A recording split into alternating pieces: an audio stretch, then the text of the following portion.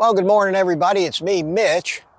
Today I'm going to answer one of the most asked questions that I've gotten in the few months that I've been doing this carnivore YouTube thing, and that is, what's your blood work, Mitch?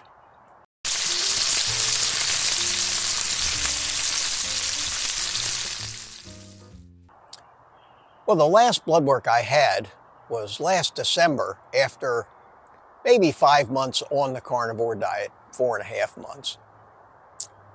My new blood work is coming up at the end of this December, but I wanted to get this on the record so when I do get my new blood results, we can compare and talk about what they might mean. Now, I've had high cholesterol all my life, so I'm going to go back to the year before December of 2021, and we'll take a look at what my numbers were then to see how they changed basically after 4 or 5 months on carnivore. So let's get to it, and we'll go to the whiteboard for this, so we'll see you there. Okay, here we are in the classroom, and what we're going to do is go through a little slideshow. I've gone ahead and put all what I think are the most important test results, the ones at least there's any controversy over. And we'll go ahead and talk about the results, and some of them are a little high, and what may have caused that, and whether I worry or not. That's a very important point. So without further ado, let's go into the classroom. Here we are. So we have blood test results here for Mitch, old guy carnivore.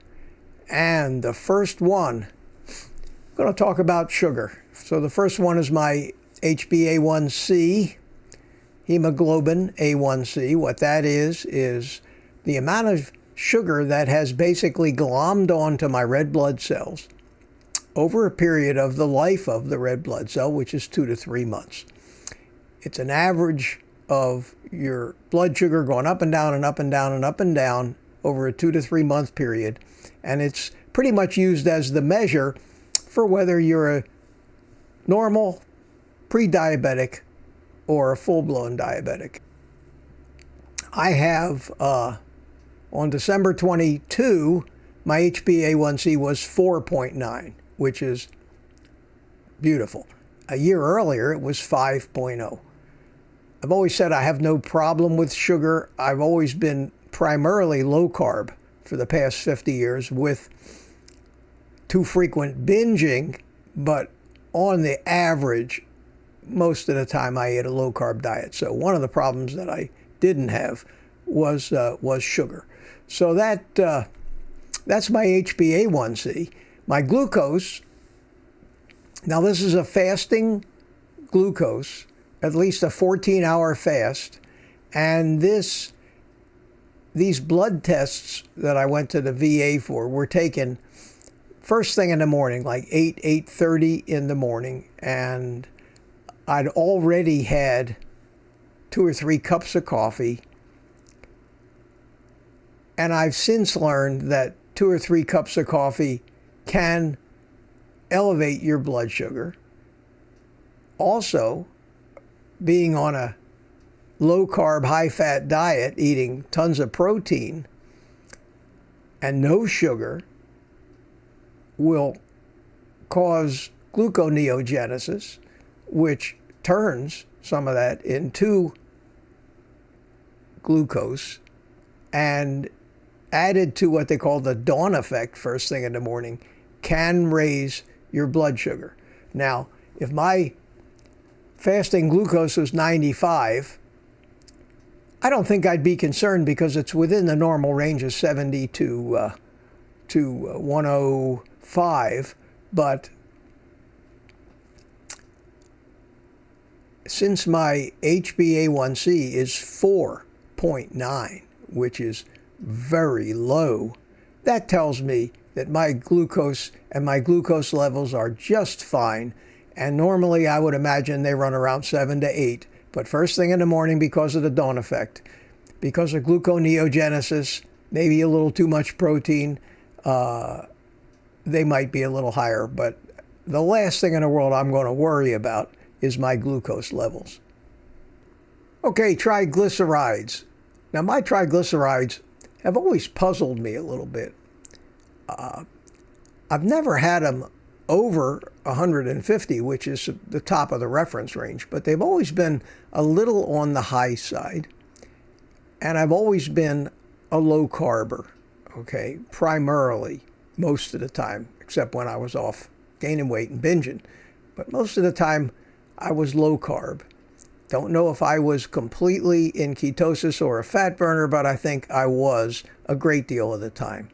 And when you're burning fat, triglycerides are the preferred fuel. And the theory goes, as I've heard it from many people, is that instead of transporting sugar all over the place, your blood is now transporting fat, and fat is transported in your blood either as free fatty acids or triglycerides. And these triglycerides are fat, and they have to be transported inside of lipoproteins. So the triglycerides and the lipoproteins, the LDL and the HDL, are highly interrelated. And I think in December, when I took this blood test and my triglycerides were 134, it was early in the morning. I had had a couple cups of coffee, and I've been told that that can dramatically raise your triglycerides. And I was probably transporting a lot of fat around to use as fuel, which a normal carb eater wouldn't have. I'm not alarmed at all about this number, although I'd like it to be under 100 or maybe around 70, because of the triglyceride to HDL ratio, which we'll talk about in a minute. Now we come to total testosterone. Very important to me as a man. I had a 649, which in this day and age, when the average man is running about 300, even young men, at 76 years old, having a total testosterone of 650, people marvel at that. I don't marvel at that. And the reason that I don't marvel is because I am healthy. And since testosterone is made from a precursor of cholesterol, and I've got more than enough cholesterol, I had her order me a testosterone test this past year just to see, out of curiosity, what my level was. I don't have any ED problems or any of that kind of stuff, but I was just curious. And sure enough, it came back 650. And my free testosterone was,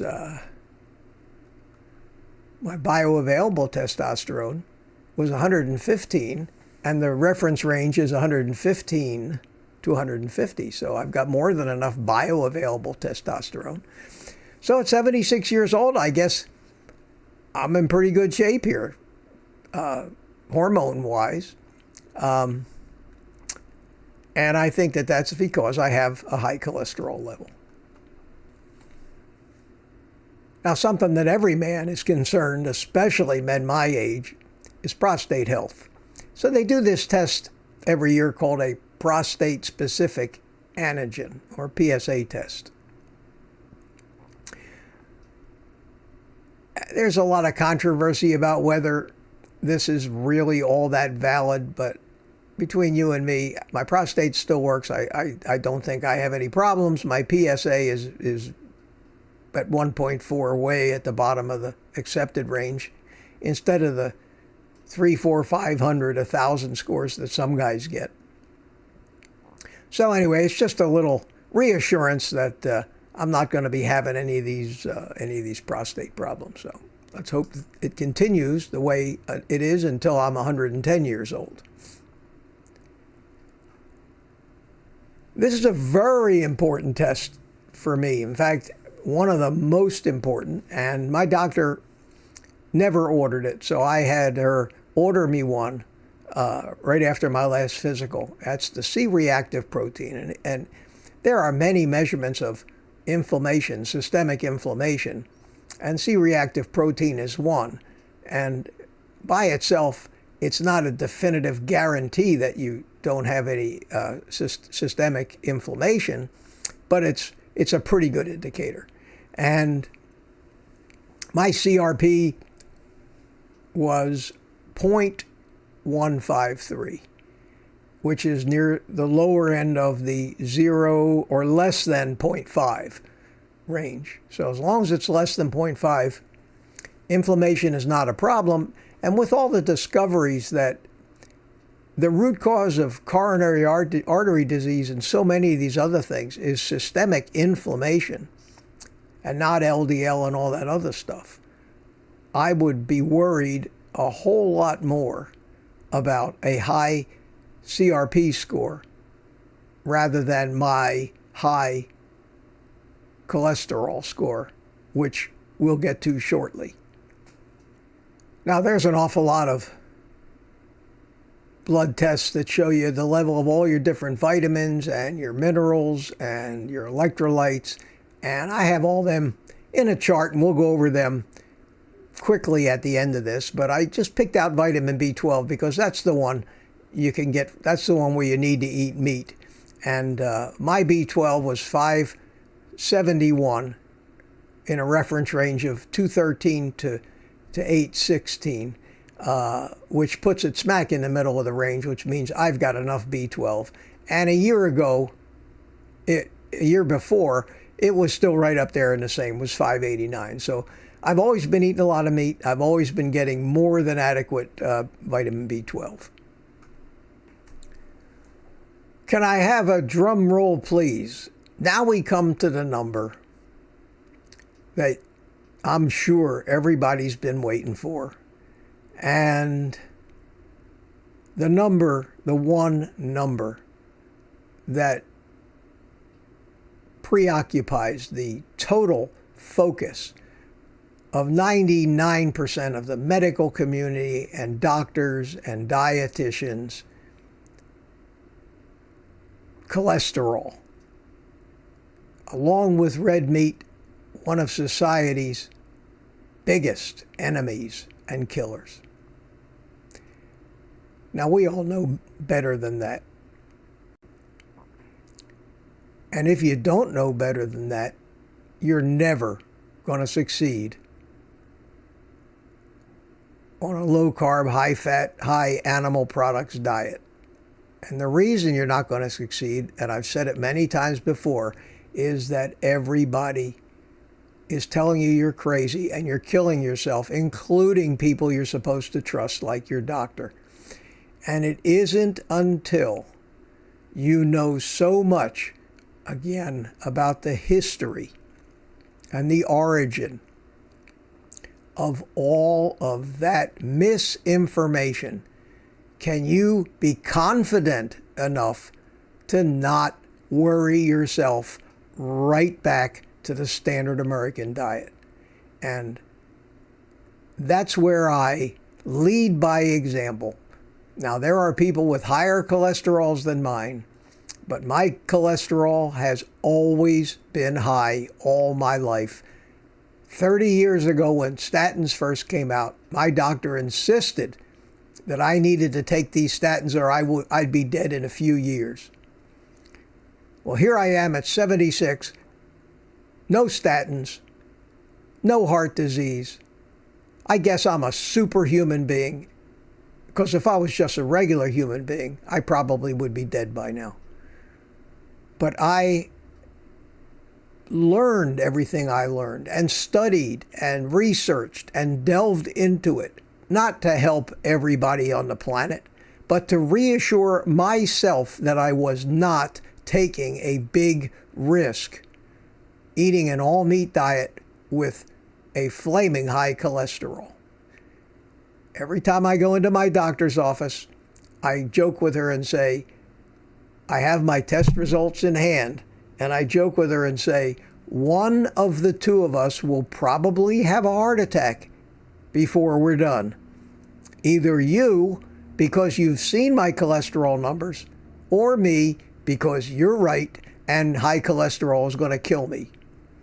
And we both laugh about it, and she knows me too well. She knows I'm kidding. At any rate, my total cholesterol is 412. That was on carnivore. On keto, a year before, my cholesterol total was 289. So carnivore is responsible for 120-something point rise in my total cholesterol, which is very common for a low-carb diet or a ketogenic diet. Some people's cholesterol actually goes down. Some people see no change. Some people see a tremendous change. Whether it's important or not, that's an individual decision. I can't tell you, don't worry about it. You have to convince yourself whether you're going to worry about it or not. And that seems to be my mission here on YouTube, is to convince you that the dietary advice and the advice around cholesterol, where it came from, the fraud involved, the corruption involved, use your own analytic minds and decide for yourselves whether you can live with that fear, or you're confident enough to know that your doctor's wrong and you have nothing to be afraid of. I can't tell you that, and I won't. You have to do that. I will present you, however, with all of the evidence I've found that allows me to have the confidence that a total cholesterol of 412 isn't going to kill me, with a few caveats. And those caveats are my HDL and my LDL and my triglyceride numbers. Those are indicators of metabolic health. If you're metabolically healthy, then you don't have to worry, in my opinion, about your cholesterol numbers, any of them. If you're not metabolically healthy, if you, for example, are a diabetes patient, you do have heart disease, you are way overweight, you've just started this in order to get your metabolic health back, become insulin resistant again, it's a different story. You may have to consider other things. The best of all the worlds would be if you could find a doctor that understood exactly what I just said, and that is a different set of rules applies, in my opinion, to cholesterol numbers in someone who is metabolically healthy and someone who is not. I happen to be at 140 pounds, metabolically healthy, and I think that my numbers are perfectly fine for me, as does Ken Berry, whose numbers are pretty much right up there with mine. I don't see him sweating, keeling over from a heart attack every day. So let's look at my HDL.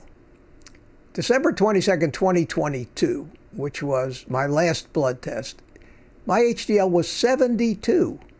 And 72 is a good number because they just want it above 41. A year before that, it was 62.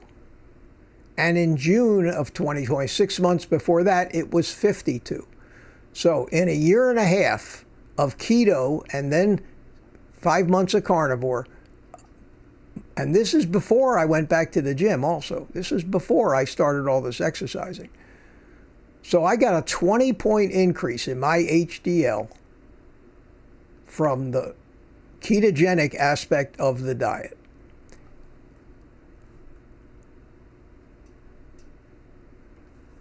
My LDL is 298. A year before that, it was 211. They want it less than 99. I totally ignore any recommendations about cholesterol. I've done a lot of research. We'll make whole separate videos about that, but for the sake of this video, let's just say I don't have a problem with it. But a year ago, it was 211, and 6 months before that, it was 215. So the biggest jump I saw in my LDL was from the carnivore diet, cutting out all the rest of the carbohydrates. And again, I'm not worried about that. I'm anxious to see Dave Feldman's results of the tests they're doing right now on people they call lean mass hyperresponders. My triglycerides are a little high for me to qualify, but my ratio is still below 2-to-1 of triglycerides to HDL. And I think my triglyceride number was raised by having a lot of coffee before I went in there. So this time, before I go to my blood test, I'm going to take the advice of some of the doctors on YouTube, and that is, don't exercise before you go in. Take a couple days off. Don't drink a lot of coffee before you go in. Make sure you fast for 14 hours, not 24 hours or 48 hours or 10 hours, but 14. Everything will affect the result of these blood tests, which change minute by minute anyway. And you can't, sometimes you have lab errors, sometimes you have a little spike in something in your body, and then 5 seconds later it went to a different level. So you got to take them all with a grain of sand. And I try to do that. So that's my LDL. Now, that's all the blood tests I'm going to go over real quick here. But what I wanted to do is, one of the worries of people that are eating an all-meat diet, everybody tells them, it's going to screw up your kidneys, it's going to screw up your kidneys. You're going to get kidney disease, you're going to get all this stuff. This is the result of my last urinalysis. And over here you can see appearance clear, color straw, specific gravity 1.06, within the range of normal, euro, whatever you pronounce that, I don't even know what that is, negative. Urine blood, negative. Urine bilirubin, negative. Urine ketones, negative. And once you're in ketosis, you shouldn't be even leaking ketones into your urine. That only happens when you first start on keto. That's why those urine strips are useless after a few weeks on a ketogenic diet. And a very important measurement that everybody says, when you're eating such a high level of protein like me, you're going to be leaking it out in your urine, and you're going to have foamy urine, and you're going to be, in second stage kidney disease. Well, my urine protein is negative. There isn't any. And I'm right at the bottom of the pH range, which means I'm pretty much peeing acid, but 5 to 7, and that can change based on a lot of factors. So that's a summary of my urinalysis. That looks good. Miscellaneous is a bunch of other stuff. All of my numbers except my cholesterol numbers are in the normal range. Hemoglobin, all of these platelet counts, mean platelet volume, this is all red blood cell stuff, hematocrit, and all this red blood count, white blood count. Every one of my blood markers is normal, except for the lipids. Creatinine, normal. Sodium, potassium, and chloride. My electrolytes are normal. My thyroid hormone, signaling hormone, is correct. Vitamin B12 was high. PSA was low. My vitamin D numbers are all within the range. Testosterone, as far as I'm concerned, was glorious. My SHBG, the sex hormone binding globulin, 57 in a range of 22 to 77. That's good. Free testosterone is way up there. Albumin is terrific. And my C-reactive protein, beautiful. So that about wraps it up. I guess I'm going to live. I'm very happy with the way everything came out. I hope you've all taken something away from this. Remember, I'm not a doctor, but from what I've learned, I'm very happy with the results, and I still will not take a statin. I don't care what anybody says. So you take the rest of the day off and go eat some meat.